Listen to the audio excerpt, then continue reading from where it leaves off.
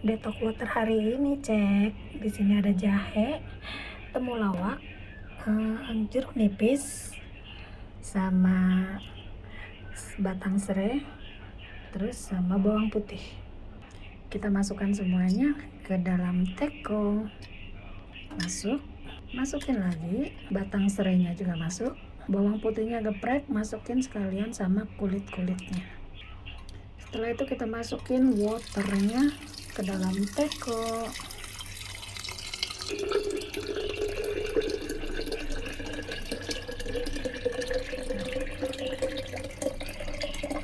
Dan setelah itu seperti biasa diaduk-aduk secara perlahan.